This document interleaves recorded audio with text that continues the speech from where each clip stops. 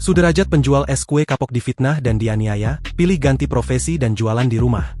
Fitnah dagangan berbahan spons membuat Sudrajat harus menanggung perlakuan tak mengenakan dari oknum aparat di Kemayoran, Jakarta Pusat. Penjual jajanan es kue keliling itu mendapat perlakuan tak mengenakan mulai dari dagangannya diremas hingga dilemparkan ke wajahnya. Selain diminta untuk memakan dagangannya di depan kamera, Sudrajat juga mengaku mendapat penganiayaan. Akan tetapi fitnah tersebut tak terbukti karena setelah dilakukan pengecekan es kue tersebut rupanya layak untuk dikonsumsi. Namun akibatnya, Sudrajat yang biasa berjualan dengan cara berkeliling itu menyimpan trauma atas perlakuan tak mengenakan yang dialami.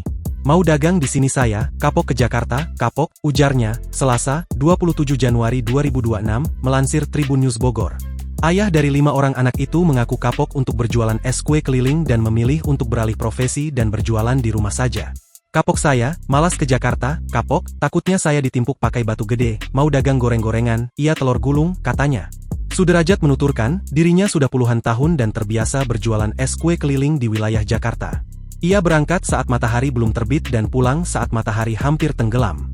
Es kue jualannya tidak diproduksi sendiri namun diambil dari bosnya di wilayah Depok, sedangkan ia hanya menjualnya dengan sistem setoran.